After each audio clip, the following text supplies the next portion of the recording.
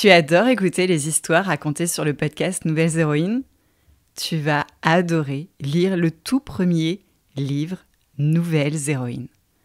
20 portraits de femmes d'aujourd'hui aux trajectoires passionnantes qui te donneront le super pouvoir de croire en tes rêves. Comme les histoires d'Angèle, Louane, Clara, Clarisse, Maude et tant d'autres. En plus, j'y ai glissé des tests et quiz pour t'aider à trouver ton propre chemin. Et n'oublie pas, tu es déjà la nouvelle héroïne de ta vie. Nouvelles Héroïnes, le livre est disponible dans toutes les librairies, Fnac, Amazon, Cultura, Leclerc et chez ton libraire préféré. Envoie-moi une photo dès que tu l'auras entre les mains à celine@nouvelleshéroïnes.fr. Nouvelles Héroïnes, c'est le livre indispensable pour réaliser ses rêves en cette rentrée. Nouvelles Héroïnes. Chère nouvelle héroïne, cette semaine est très spéciale et l'histoire que tu vas écouter m'a touchée au cœur, en plein cœur. Pourquoi ? Ce 11 octobre sera la journée internationale des droits des filles. Une journée de lutte pour faire respecter les droits des filles dans le monde entier. À cette occasion, j'avais envie de célébrer une jeune femme engagée qui lutte tous les jours de l'année depuis des années pour faire respecter ses droits. Parce que toutes les filles du monde devraient avoir les mêmes droits. Celui de vivre librement, celui d'être libre de ses choix, celui de disposer de son corps, celui d'être respecté, celui d'aller à l'école et de faire des études. Tu vas entendre l'histoire de Favour Reke. Elle est née et a grandi au Nigeria, un pays de l'Afrique de l'Ouest, entre le Bénin, le Niger et le Cameroun. Un pays où les filles de ton âge se marient quand toi tu as la chance d'étudier. Un pays où les filles ne vont pas à l'école parce qu'elles ont leurs règles. Un pays où les punitions corporelles sont courantes dans l'enceinte de l'école. L'histoire de Favour est celle d'une fille qui a connu des moments sombres d'incompréhension du monde qui l'entourait, devenue une jeune femme qui se bat pour faire de ce monde un endroit où toutes les filles peuvent vivre librement. Si je te raconte son histoire, c'est aussi pour t'encourager à porter ta voix, parce que ta voix compte, plus que jamais, et ne l'oublie jamais. Alors, place à l'histoire de la nouvelle héroïne du jour que j'ai rencontrée grâce à Plan International France, qui est à l'initiative de cette journée internationale des droits des filles. Nouvelles héroïnes. Elle est une nouvelle héroïne née à Sapele, dans l'état du Delta, au sud du Nigeria en Afrique. Avec un grand frère déjà bien installé, elle grandit dans un environnement où l'éducation et l'entraide sont des valeurs fondamentales. La maman de Favour, qui a dû abandonner l'école à 17 ans pour se marier, est fermement convaincue que sa fille mérite un avenir meilleur. Elle l'encourage à aller à l'école, un rêve qui semble parfois fragile dans son pays. Au Nigeria, beaucoup de filles de ton âge arrêtent l'école à la fin du CM2. Pourquoi, me demanderas-tu ? Les familles n'ont pas toujours les moyens de payer les frais de scolarité. Et beaucoup de filles sont promises à un mariage dès l'enfance. Certaines abandonnent l'école après l'arrivée de leurs premières règles ou parce qu'elles sont enceintes. Alors même que l'adolescence vient à peine de pointer le bout de son nez. Encore plus petite que pas trop grande, Favour se distingue par sa curiosité insatiable. Elle adore les livres et la lecture. Sa maman l'inscrit dans une école privée, car l'école publique est mal gérée au Nigeria. Il n'y a pas assez de sièges en classe pour accueillir tous les enfants et les enseignants sont abandonnés, absents. Mais ce n'est pas parce que Favour étudie dans une école privée, mieux structurée et plus coûteuse, que les injustices sont effacées. Les garçons sont systématiquement encouragés à être les meilleurs, tandis que les filles, même celles qui excellent comme Favour, sont moins valorisées. Pourquoi une fille devrait-elle être première de classe ? Se demandent certains parents. Pourquoi payez-vous des cours particuliers à votre fille si elle arrête l'école à 10 ans ? Demandent ces mêmes parents à la maman de Favor. Favor voit aussi ses copines quitter l'école primaire une par une, soit parce que leurs parents ne peuvent plus payer, soit parce qu'elles sont destinées à se marier. La société nigériane, comme dans d'autres pays d'Afrique, considère souvent l'éducation des garçons comme plus importante, car ils sont perçus comme les futurs piliers de la famille. Un jour, alors qu'elle n'a que 7 ans, notre nouvelle héroïne, curieuse de tout, se demande pourquoi sa réussite pose tant de problèmes. Pourquoi les filles devraient-elles se contenter d'un rôle secondaire alors qu'elles peuvent exceller tout autant que les garçons, voire plus ? Pourquoi ça gêne autant que je sois première de classe ? Se demande-t-elle. Un après-midi chez elle, Favor zappe sur un reportage à la télévision. Selena Gomez, une star internationale qu'elle admire, est ambassadrice pour l'UNICEF. L'UNICEF, c'est une agence de l'Organisation des Nations Unies, qu'on appelle ONU, dont la mission est de protéger les droits des enfants, d'assurer leur bien-être et de promouvoir leur développement dans plus de 190 pays. Favor est fascinée. Selena parle des droits des enfants et des inégalités qui existent dans le monde. Selena est encore une adolescente et Favor s'exclame « Si Selena peut agir alors qu'elle est encore si jeune, moi aussi je peux le faire !» Elle décide qu'elle ne sera pas seulement une spectatrice de sa vie. Non, Favor veut devenir une voix pour les autres filles qui n'ont pas eu la chance d'aller à l'école ou qui sont forcées de se marier avant même d'avoir grandi. Elle comprend alors que les enfants ne sont pas seulement destinés à écouter et obéir à leurs parents. Les enfants peuvent prendre la parole et se battre pour leur avenir. Peu de temps après cette découverte inspirante, la vie de Favor change brusquement. Elle doit quitter sa ville natale de Sapele pour déménager dans une autre ville, Benin City. Tout change. Son école, sa maison, ses amis. Dans cette nouvelle école, elle se sent seule et exclue. Les enfants ne la comprennent pas et Favor a du mal à s'intégrer. La cour de récréation devient un lieu où elle se sent persécutée. Le soir, elle doit rejoindre son grand frère dans une autre école. Elle l'attend dans une pièce et un professeur beaucoup plus âgé qu'elle veille. C'est alors que le pire se produit. Elle a 10 ans et Favor est victime d'attouchement par ce même professeur sur sa poitrine. Sa maman l'avait toujours prévenue. Personne n'a le droit de toucher ton corps. Ces mots résonnent dans sa tête. Favor est terrifiée et honteuse et décide de garder ce secret pour elle. Elle n'ose pas en parler à sa mère, qui au même moment se sépare de son papa. Non, je veux pas l'embêter. Elle a autre chose à penser.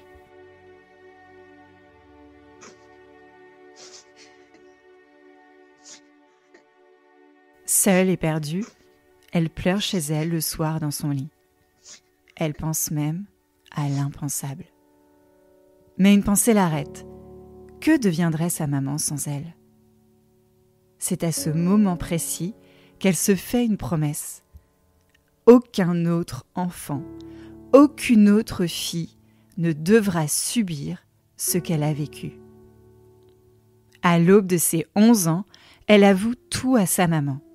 C'est un moment très difficile, mais Favor en ressort plus forte et déterminée que jamais. À partir de ce jour, Favor prend une décision. Elle se battra pour ses filles. Elle devient militante, prenant la parole même quand la société veut que les garçons soient les leaders. Elle est élue déléguée de classe, bien que ce rôle soit habituellement réservé aux garçons. Favor sait que les filles au Nigeria, comme dans beaucoup d'autres pays, font face à des défis énormes. Elles sont moins susceptibles d'être scolarisées, plus exposées au mariage précoce et moins valorisées dans le monde du travail. Mais elles refusent de laisser ces obstacles l'arrêter. Elle se rêve avocate ou médecin, des professions où elle pourra changer les choses pour les autres filles, les aider, les protéger, soigner leurs maux par les mots, quoi qu'il arrive. À l'âge de 12 ans, Favour rejoint son père en France, au Blanc-Mesnil, avec son grand frère, tandis que sa maman reste au Nigeria. Elle se retrouve alors dans un pays étranger, où elle ne parle pas la langue, sans sa maman, au moment où elle a le plus besoin d'elle. Au collège, elle doit apprendre le français, une langue qu'elle ne connaît pas encore. Mais c'était sans compter sur la persévérance de notre nouvelle héroïne. Favour s'accroche.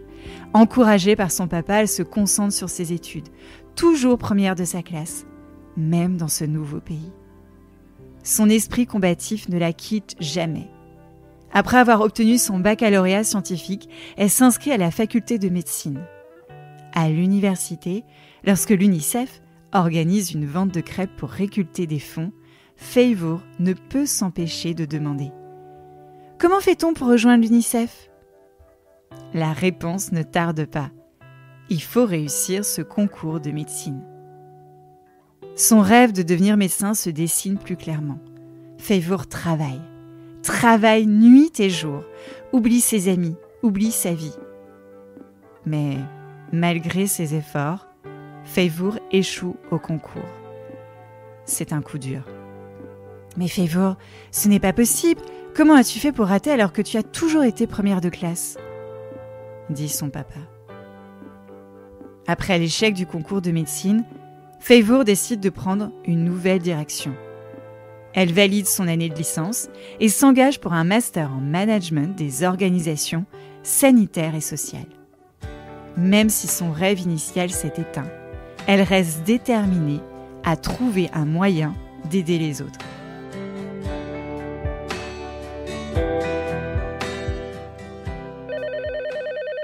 Un jour, un appel téléphonique change tout. C'est le président de l'UNICEF Paris 13. « Favour, nous avons besoin de toi. » Favour est appelé à rejoindre l'organisation et à jouer un rôle actif sur le terrain, auprès de celles et ceux qui ont besoin de protection et de justice. Son engagement pour les droits des enfants et des filles devient alors sa mission de vie. C'est le premier jour du reste de sa vie de femme engagée. Elle rejoint à 23 ans le comité exécutif du Plan des jeunes de Plan International France pour être sur le terrain et agir pour les filles. Elle se forme aux droits des enfants. Elle se déplace pour parler à d'autres jeunes. Elle veut faire évoluer les choses dans un monde dans lequel elle a envie de vivre. Elle veut se rendre dans des zones où les filles sont oubliées, où leurs droits sont bafoués, pour leur dire « Vous n'êtes pas seuls, nous ne vous oublions pas ». À l'été 2024, elle se rend au Cameroun, un pays limitrophe de son pays natal, le Nigeria. Sa mission, en lien avec Plan International France et le Plan des jeunes, vise à sensibiliser sur une pratique méconnue, mais alarmante. Le repassage des seins. Le repassage des seins est une pratique consistant à aplatir la poitrine des filles, souvent à l'aide d'objets chauffés comme des pierres, des spatules ou d'autres ustensiles chauffés au feu.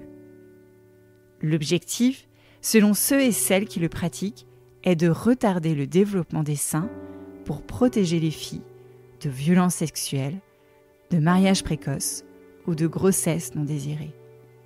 Mais cette pratique a des conséquences physiques et psychologiques graves, telles que des brûlures, des infections, des traumatismes psychologiques. Si les filles doivent continuer d'aller à l'école, cela ne doit absolument pas passer par une souffrance corporelle. Favour se souvient des mots de sa maman. « Personne n'a le droit de toucher ton corps. » Alors Favour porte sa voix dans les zones rurales du pays. Elle discute avec des filles de ton âge pour qu'elles connaissent leurs droits, pour qu'elles aussi puissent agir et élever leur voix quand un comportement leur semble anormal. Favour s'était juré qu'aucune fille ne devait subir ce qu'elle avait vécu quand elle était petite. Et même si elle se sent extrêmement chanceuse de n'avoir pas été forcée de se marier à 10 ans comme ses copines, le chemin est encore long pour interdire ce genre de pratique en Afrique. Alors, chère nouvelle héroïne, Favour est la preuve vivante que même face aux plus grandes épreuves, il est possible de se relever et de devenir une force de changement. Son parcours est celui d'une nouvelle héroïne, une jeune fille qui a refusé de se laisser écraser par les attentes de la société. Elle a décidé d'agir, non seulement pour elle-même, mais pour toutes les filles qui, comme elle, rêvent d'un avenir meilleur et surtout pour celles qui n'osent même pas le rêver. Son histoire inspire les jeunes filles du monde entier à se battre pour leurs droits, à ne jamais abandonner et à croire en leur capacité à faire la différence. Peu importe d'où l'on vient ou les défis que l'on rencontre, chacune peut être une favor. Et c'est à l'occasion de la Journée internationale des droits des filles, mise en place par l'ONU suite au plaidoyer de Plan International, que j'ai décidé de te conter son histoire, pour que tu saches aussi qu'à ton échelle, tu peux agir pour changer la condition des filles. Parce que Favour a grandi au Nigeria, mais en France, il existe encore beaucoup d'inégalités entre les filles et les garçons qui n'ont pas lieu d'être. Alors, si tu fermes les yeux, je vais te glisser le message que Favour m'a laissé pour toi.